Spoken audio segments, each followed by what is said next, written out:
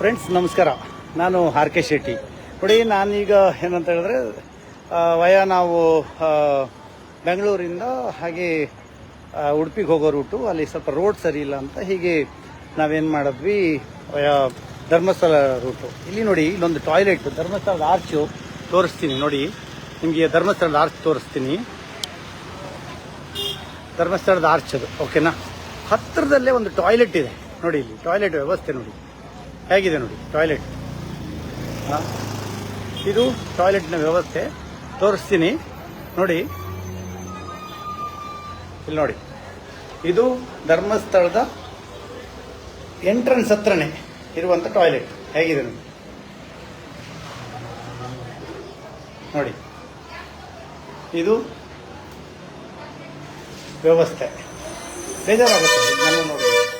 ಏನೋ ಒಂದು ದೊಡ್ಡ ಮಟ್ಟದಲ್ಲಿ ಏನೋ ಸಾಧನೆ ಮಾಡ್ತಾರೆ ಅಂತಾರಲ್ಲ ಎಲ್ಲರೂ, ಅಂದರೆ ನಾನು ಹೇಳೋದು ನೋಡಿ,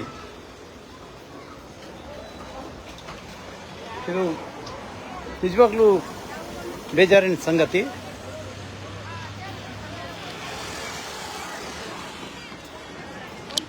ನೋಡಿ ನೋಡಿ, ನಿಮಗೆ ಆರ್ಚ್ ತೋರಿಸ್ತೀನಿ. ಇದು ಆರ್ಚು, ಓಕೆನಾ? ಇಲ್ಲೇ ನಾನು ಧರ್ಮಸ್ಥಳ ಧರ್ಮಾಧಿಕಾರಿಗಳಿಗೆ ಕೇಳ್ಕೊಳ್ಳೋದಿಷ್ಟೇ, ದಯವಿಟ್ಟು ನೀವು ಇದು ಸಣ್ಣ ಸಣ್ಣ ವಿಷಯ ಅಂದ್ಕೋಬೇಡಿ. ಎಲ್ಲ ಪಾಪ ಇದು ತುಂಬ ಹೈಜಿನಿಕ್, ಅಂದರೆ ಕೆಲವೊಂದು ಆ ಥರ ಆ ಟಾಯ್ಲೆಟ್ ಯೂಸ್ ಮಾಡಿದ್ರೆ ಕಾಯಿಲೆ ಬರದೆ ಏನಾಗುತ್ತೆ ಮತ್ತೆ. ನೋಡಿ, ಇದು ಆರ್ಚ್, ಓಕೆನಾ? ಇಲ್ಲಿ ನಮ್ಮದು ಧರ್ಮಸ್ಥಳಕ್ಕೆ ಬರುವಂಥ ಆರ್ಚ್, ಇಲ್ಲೇ ಕೆಳಗಡೆ ಧರ್ಮಸ್ಥಳಕ್ಕೆ, ಓಕೆ? ಈಗ ನೋಡಿ ಆರ್ಚು. ಈಗ ನಾನು ತೋರಿಸಿರುವಂಥ ಟಾಯ್ಲೆಟ್ ಅದೇನೆ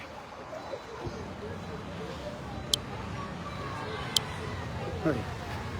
ಅದೇ ಟಾಯ್ಲೆಟು. ಹೇಗಿದೆ ಟಾಯ್ಲೆಟ್ ವ್ಯವಸ್ಥೆ ನೋಡಿ ಹೆಂಗಿದೆ ಇದು. ಇದು ದಯವಿಟ್ಟು ಎಲ್ಲರೂ ಇದನ್ನ ಏನಂತ ಹೇಳಿದ್ರೆ ಸ್ವಲ್ಪ ಒಂದು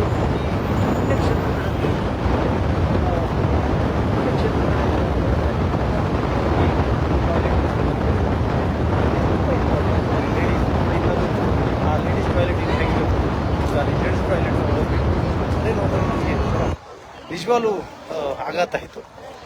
ನಾನು ಹೋಗ್ತಾ ಇರಲಿಲ್ಲ, ನಮ್ಮ ಕಸಿನ್ ಹೋದ್ರು, ಬಟ್ ನಾನು ಜಸ್ಟ್ ಹಾಗೆ ಹೋದೆ.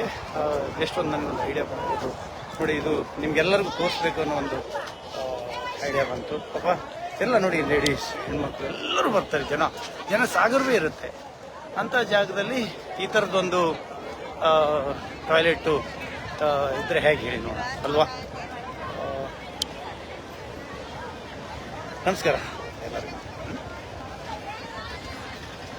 ಇನ್ನಾದರೂ ನಮ್ಮನ್ನು ಏನಾಗುತ್ತೆ, ಒಂದು ಅಂದರೆ ಈ ದೊಡ್ಡ ಮಾತಾಡೋರು, ಅಂದರೆ ನಾವು ಸಮಾಜಕ್ಕೆ ಮಾದರಿಯಾಗಿರ್ತೀವಿ, ಸಮಾಜದ ಬಗ್ಗೆ ಕಾಳಜಿ ಇಟ್ಕೊಂಡಿರ್ತೀವಿ ಅಂತಾರಲ್ಲ, ಅದು ಇದು ಈ ಚಿಕ್ಕ ವಿಚಾರದಲ್ಲಿ ಅವರು ತೋರಿಸ್ಬೇಕು ಫಸ್ಟ್ ಅಂತ.